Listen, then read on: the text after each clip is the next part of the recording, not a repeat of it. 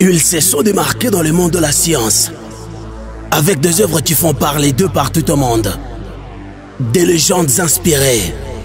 Leurs œuvres vous seront désormais présentées sur ECA TV, dans l'émission Légendes des sciences, chaque mercredi à partir de 20h30 et le samedi à partir de 11h en version rediffusion. Légendes des sciences avec Audrey Moquet sur ECA TV. Mesdames et messieurs, bonsoir et bienvenue dans votre émission La Légende des sciences. Une émission qui se veut scientifique avec comme objectif de porter à votre attention le savoir couché dans des ouvrages, les pensées des différents auteurs, les gens qui ont vraiment pensé la science et qui ont préféré mettre leurs réflexions dans les livres, sur les papiers. Et aujourd'hui, nous avons le plaisir de vous présenter un tout récent ouvrage de l'auteur Madame Ketia Olangi. Ketia Olangi est née le 5 mai 1983 à Lubumbashi et elle a pensé nous fournir sa réflexion sur quelques lignes Elle a pensé nous présenter ses souffrances, les différentes difficultés qu'elle a vécues dans la vie et comment elle s'en est sortie en ayant la foi en Dieu, en ayant l'espoir que avec la prière et avec la foi en Dieu également, elle a essayé de surmonter ces difficultés et aujourd'hui elle nous présente un portrait d'une vraie guerrière qui a subi des secousses de la vie et tout, comme on va le voir tout au long de l'émission, comment elle a vécu, comment elle est née, elle a évolué et elle essaie en fait de parler d'elle dans cet ouvrage et de parler d'elle, mais aussi de parler d'elle de ses côtés positifs, mais bien également de ses failles, là où elle a connu des difficultés compte tenu de ce qu'elle a eu comme comportement de la vie, bon, effectivement, puisque l'auteur essaie de montrer les deux faces de sa vie lorsqu'elle a été vraiment en difficulté compte tenu des aléas de la vie et comment elle a créé des stratégies, elle a adopté des stratégies et aujourd'hui elle s'estime vraiment sans gêne et s'estime heureuse d'avoir surmonté ces défis et surtout en ayant la foi en Dieu. Madame Ketia Olangi n'est pas avec nous, mais elle est quand même représentée sur ce plateau par son collaborateur, monsieur Willy Kangou de la Grâce, que je vous présente ici. Et avec Willy Kangou de la Grâce, nous allons essayer de décortiquer le fond de cet ouvrage et comprendre un peu la pensée de Madame Ketia Olangi. Cet ouvrage intitulé « Passer des zéros à héros ». Comment on peut passer des zéros à héros? Zéro c'est quoi? Héros c'est quoi? Zéro pour Madame Ketia Olangi c'est quoi? Et comment on procède pour passer vraiment des zéros à héros? Monsieur Willy Kangou de la Grâce, comment peut-on passer des zéros à héros? Merci beaucoup, messieurs les journalistes. En fait, Madame Ketia a été révélée par Dieu par rapport aux difficultés de la vie, par rapport aux problèmes qu'elle a pu avoir durant son parcours. Alors, à partant de cette expérience, elle a pu beaucoup de réalités qui se sont passées. Alors, elle a écrit ses livres pour que nous tous, nous puissions comprendre c'est quoi passer des zéros à héros. Alors, passer des zéros à héros, c'est-à-dire quoi? C'est-à-dire qu'il y a certains problèmes qui nous arrivent dans la vie. Tu es zéro. Zéro, c'est-à-dire tu traverses des moments d'humiliation, tu traverses des moments de problèmes, tu traverses des problèmes dans ta vie, dans ton parcours, dans ton foyer. C'est-à-dire que tu es un zéro. Il n'y a rien. Il n'y a rien. Voilà pourquoi, après avoir cherché Dieu, traversé des moments d'humiliation, elle a cherché Dieu. Elle est entrée en profondeur par rapport à ce qui était arrivé. Elle est sortie victorieuse. Là, nous allons voir l'histoire de Gédéon. La seule personne que même Dieu lui-même a appelé Gédéon vaillant héros à travers l'ange de Dieu.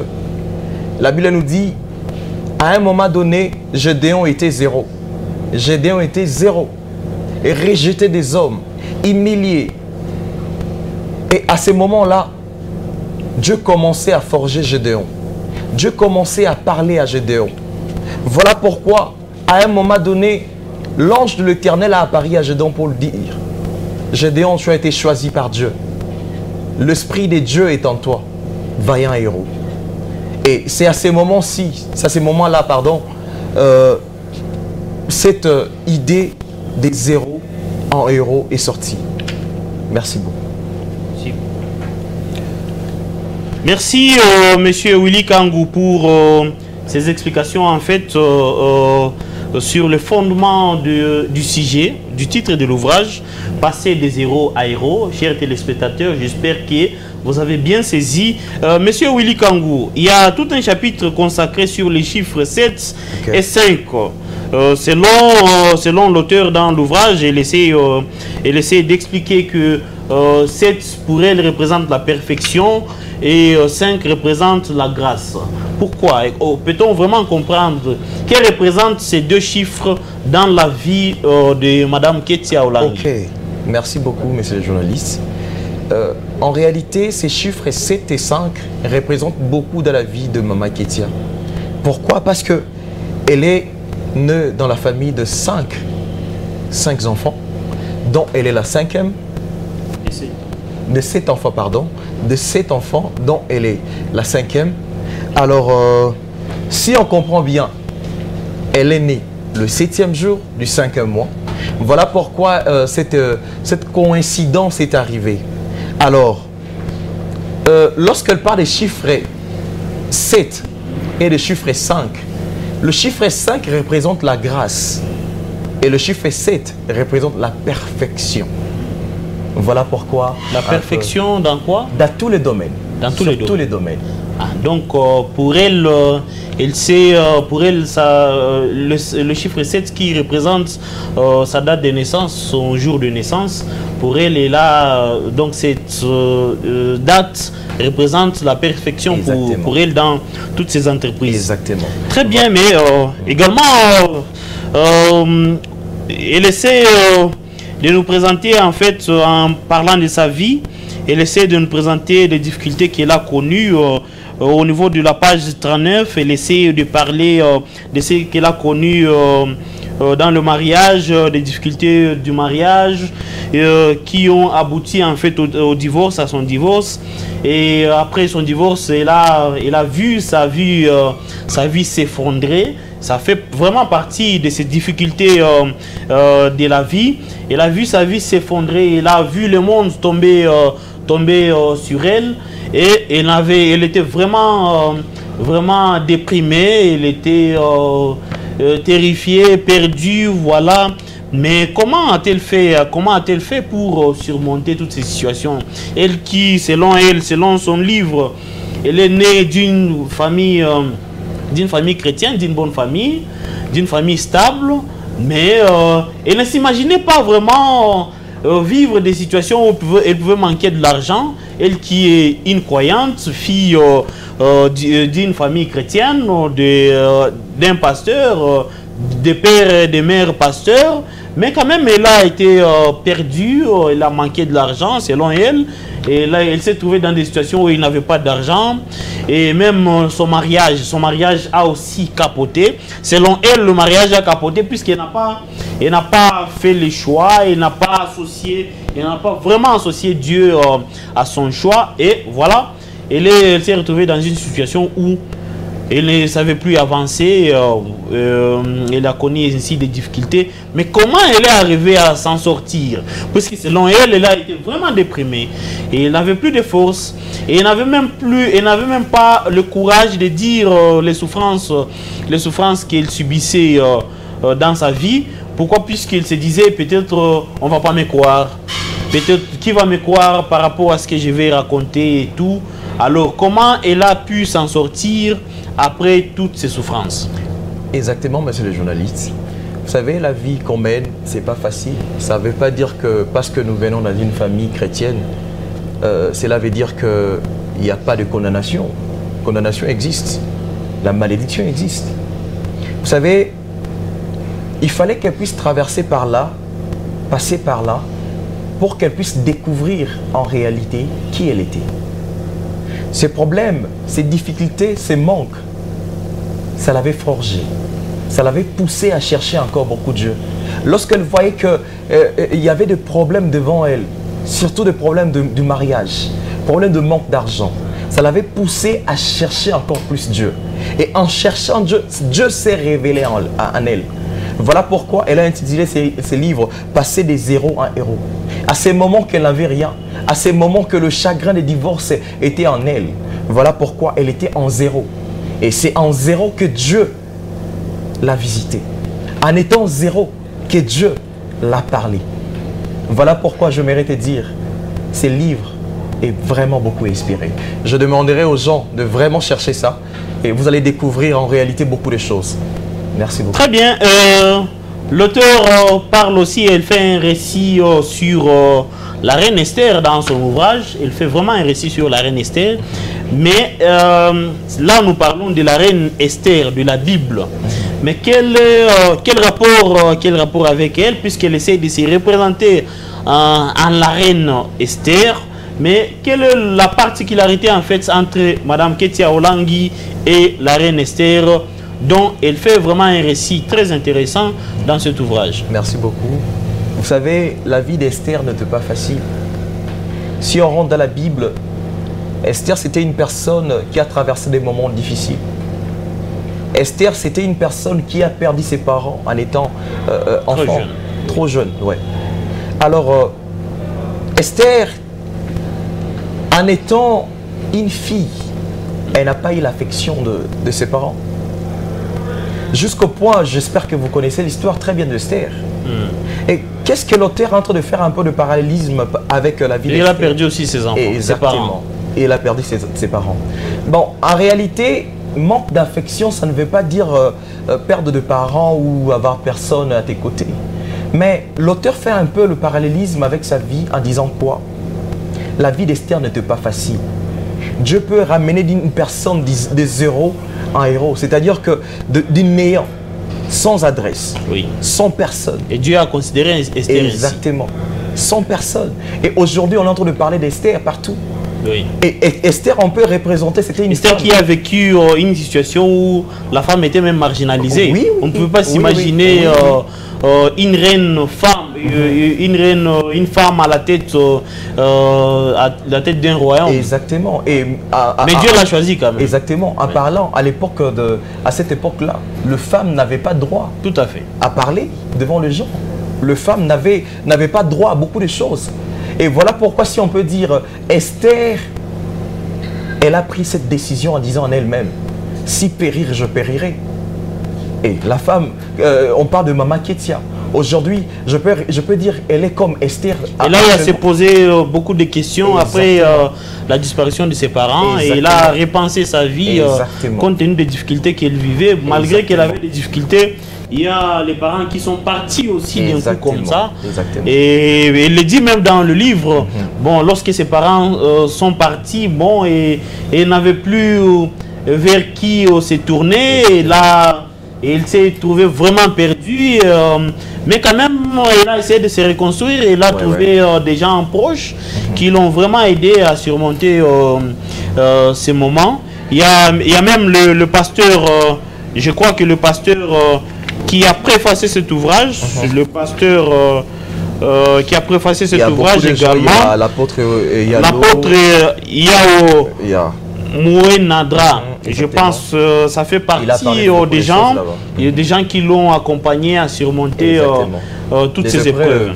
Mais également, dans son livre, elle parle également d'un concept là, de change maker. Qu'est-ce que ça veut dire? Bon, en parlant de change maker, c'est comme des situations qui peuvent changer par la grâce de Dieu, grâce divine. Le changement qui peut se transformer par l'aide de la puissance de Dieu. La transformation. Et ce n'est pas donné à tout le monde. Ce n'est pas donné à tout le monde. Et vous allez voir aujourd'hui, il y a plusieurs personnes qui sont en train de se prostituer. Aujourd'hui, on les appelle prostituées parce qu'ils sont en train de faire ces actes-là. C'est-à-dire qu'il n'y a pas encore de changement. Et lorsque le changement viendra, c'est ce qu'on appelle change maker. Et ça change, ça transforme une personne en éclairé.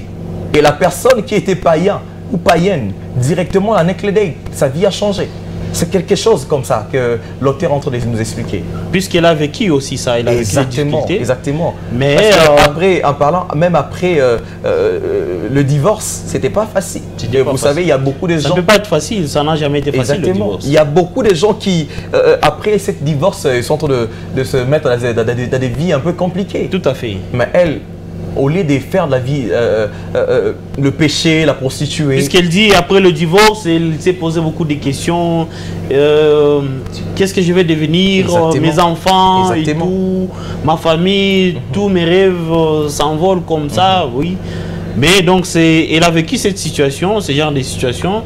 Et après, c'est ça le change maker. Exactement. Donc, le changement. Le changement dans sa vie est venu en fait des difficultés qu'elle a connues. Voilà. Alors, mais elle parle aussi des sols. Dans son livre, elle parle aussi des sols. Mais c'est quoi sol selon Madame Ketia Olangi? Quand on lit son ouvrage, au niveau de la page 62, on voit elle se représente quand même, elle représente quelques lignes sur ce que l'on peut considérer comme sol, selon elle. Qu'est-ce qu'elle nous dit? C'est quoi sol selon Madame Ketia Olangi? Elle est en train de parler du sol comme l'image de toute personne qui vient uniquement pour détruire ta vie. Vous comprenez? Elle a eu aussi des gens pareils. Elle a eu des gens, l'entourage, qui l'a poussé à faire beaucoup de mal. Donc c'était ça l'image des Saul dans la Bible? Exactement. Saul dans la Bible, c'était une personne qui persécutait les enfants de Dieu. Tu vois? Saul, c'était une personne qui ravageait, qui tuait les enfants de Dieu. Alors, avant le changement, l'image de Saul, c'était l'image pas bien. C'était l'image d'une personne persécutée. C'est-à-dire que lorsqu'il entre à l'église, tout le monde est paniqué. Et aujourd'hui, les Sauls, ce sont les personnes mensongères qui viennent tour à tour de nos destinées. Ce sont des personnes qui viennent uniquement pour détruire nos vies. Elle a même parlé, Saul, c'est l'environnement hostile. C'est l'environnement pas bien. C'est l'environnement qui nous amène toujours à faire les choses pas bien. Voilà pourquoi il a eu l'image de Saul. Et il a représenté dans cet ouvrage. Très bien. Il parle de Saul. Il dit effectivement, Saul, c'est ton proche qui te jalouse. Exactement. C'est cet environnement hostile à ton progrès. Ce sont des relations toxiques, mais qui savent bien cacher leur nature. C'est toute personne qui te combat, c'est toute personne qui se donne un plaisir fou à saper ton honneur.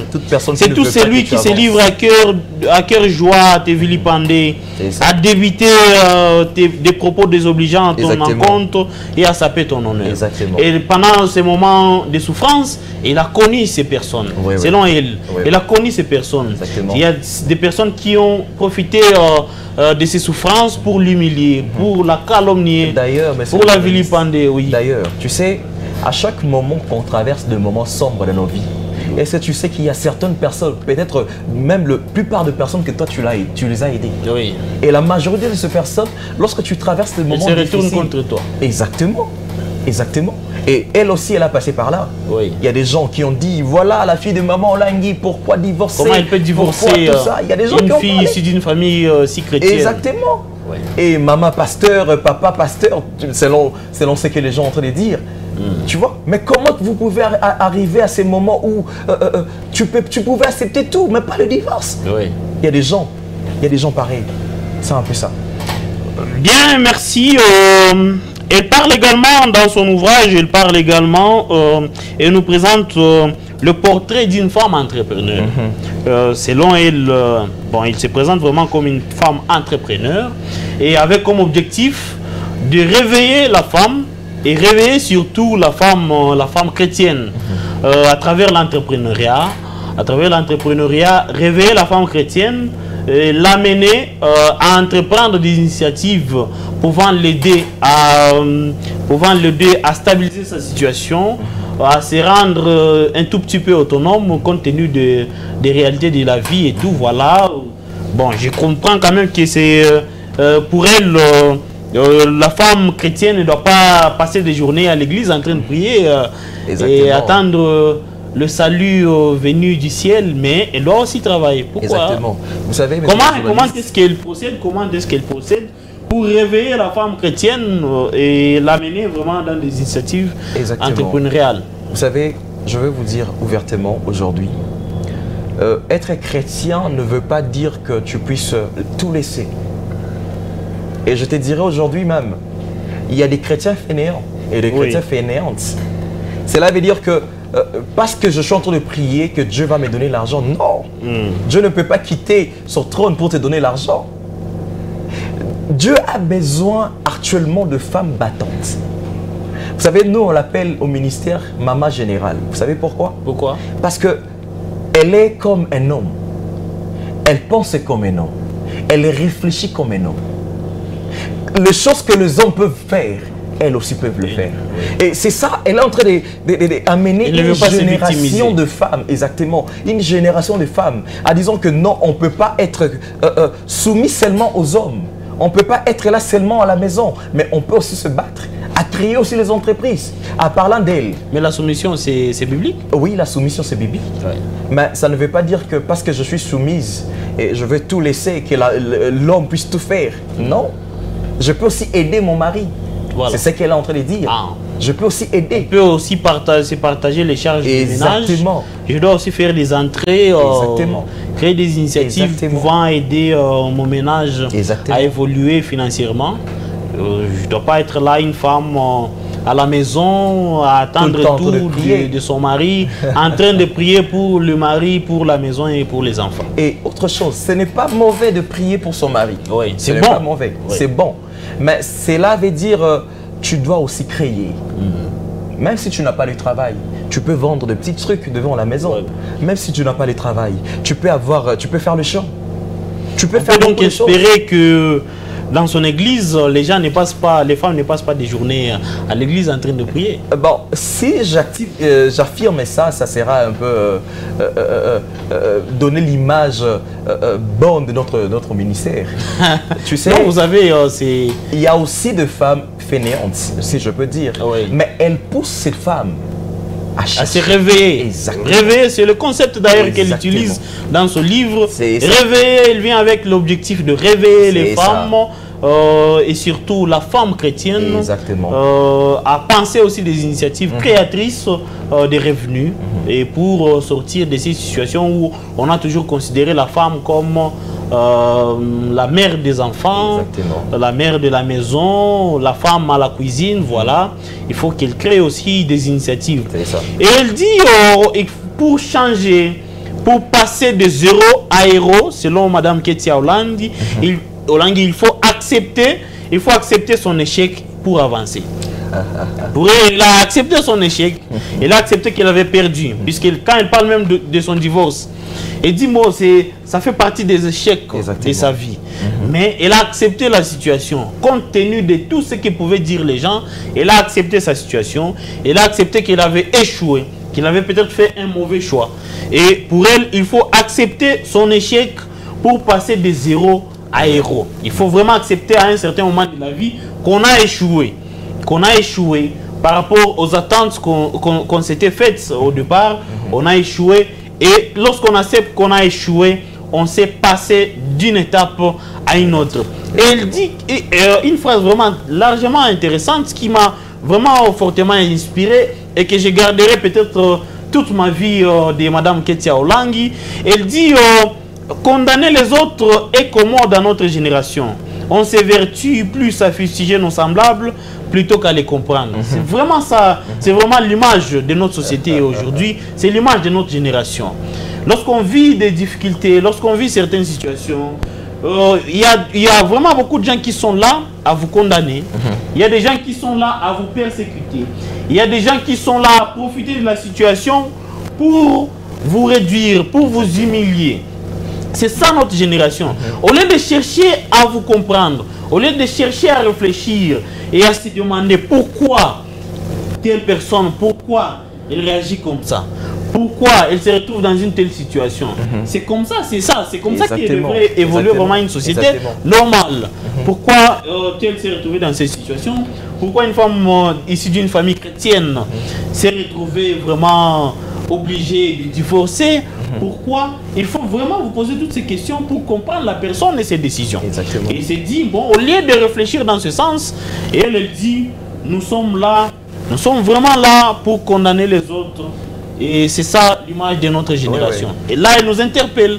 Elle nous interpelle tous à réfléchir, à voir les gens lorsqu'ils sont dans des difficultés, à chercher à les comprendre, en entrant dans leur vie, en entrant dans leur fort intérieur, en les approchant. Il faut approcher quelqu'un lorsqu'il est en difficulté. Exactement. Lorsque vous approchez quelqu'un, si vous avez des questions, vous pouvez poser des questions, alors et là, vous serez éclairé que de commencer à porter des jugements. Exactement. Monsieur le journaliste, Oui. si je peux vous ajouter un peu, vous savez, dans notre société aujourd'hui, la plupart des gens attendent rien que nos échecs. Ils n'attendent que ça. Exactement. Oui. Alors, lorsqu'ils vont voir que tu as échoué, au lieu de venir vous approcher, vous demander qu'est-ce qui s'est passé, contrairement, ils sont là pour vous jeter de pierres, pour vous dire de ce qui s'est passé. Voilà pourquoi on a toujours dit, pour mieux sauter, il faut reculer. Très bien. Elle est rentrée en elle-même et s'est dit quoi? Pour que je saute, je dois d'abord reconnaître. Voilà pourquoi on fait la rétrospection. Très bien. Ça pousse une personne à comprendre qui il est. Ce qui est intéressant est que elle reconnaît ses failles. Elle reconnaît qu'à un certain moment de la vie, elle a connu des difficultés. Exactement. Et elle y en a été pour quelque chose. Elle reconnaît ça. Elle dit non, j'ai reconnu mon échec là. Et ça m'a permis d'avancer. Et son ouvrage, voilà, elle dit le désespoir généré par les combats sans fin de ma vie conjugale et les convenances communautaires qui ne pouvaient donner aucune autre issue que la mort de soi ont été mon vécu durant plusieurs années. Ces expériences m'ont conduite à la dépréciation de moi-même au point de me considérer comme un zéro dans ce monde. Me confronter à une mosaïque de vérités bibliques, j'ai vécu le passage de zéro à héros dans l'accomplissement du dessein divin soutenu par une de ces vérités selon laquelle Dieu peut tout et voudrait que certaines choses soient faites avec notre collaboration pour qu'il se manifeste. C'est de cette manière que ce livre en appelle au réveil de cet héros qui sommeille en chacun de nous. Donc pour elle, il faut vraiment laisser à Dieu, il faut accorder à Dieu la place le contrôle dans notre vie pour qu'il change notre vie. Ça, c'est vrai. Voilà, Monsieur Willy Kango, que pouvez-vous dire en conclusion par rapport à cet ouvrage aux téléspectateurs qui nous suivent? Que pouvez-vous dire à ces milliers de téléspectateurs? Que peut-on retenir en gros de cet ouvrage? Et comme ça, j'espère qu'avec dans les quelques minutes que nous avons passées ensemble devant ces milliers de téléspectateurs, ils ont compris le fond de cet ouvrage qui parle de Madame Ketia Olangi et sa vie. Et on peut espérer que avec ce que nos téléspectateurs ont retenu de cette émission et la conclusion que vous allez tirer de cette émission par rapport à cet ouvrage, ils pourront vous contacter à tout moment pour se procurer de cette œuvre qui est vraiment riche en enseignement. Je l'ai parcouru du début à la fin et j'ai trouvé vraiment dans ce livre un contenu largement interpellateur et qui devrait vraiment intéresser toute personne chrétienne pouvant ou qui voudrait vraiment changer sa vie à travers la prière, à travers la foi en Dieu. Merci beaucoup, monsieur le journaliste.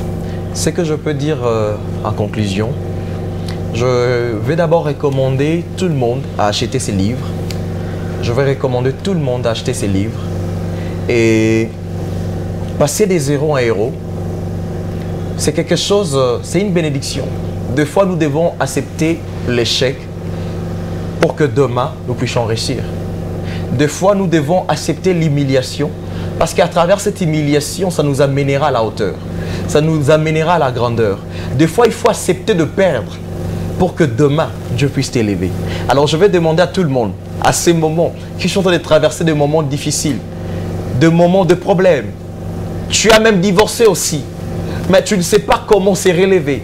Je vais te dire, actuellement, c'est un moment. Il y a aussi des gens qui vivent des situations difficiles actuellement dans leur foyer, dans leur couple. Exactement. Et qui ils ne savent pas comment s'en sortir. Exactement. En fait. Il y a même de femmes, il y a même des hommes actuellement qui sont en train de traverser des moments difficiles.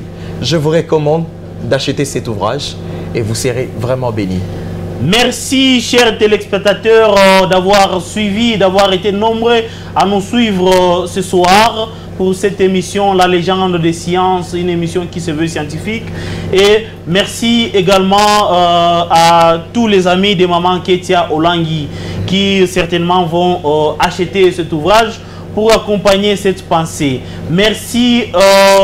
Vous pouvez nous suivre également le samedi à partir de 11 h pour la rediffusion. Merci et à bientôt. Merci beaucoup.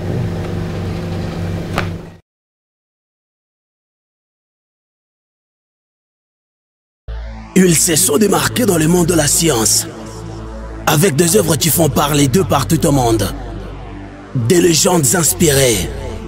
Leurs œuvres vous seront désormais présentées sur ECA TV, dans l'émission Légende des Sciences, chaque mercredi à partir de 20 h 30 et le samedi à partir de 11 h en version rediffusion.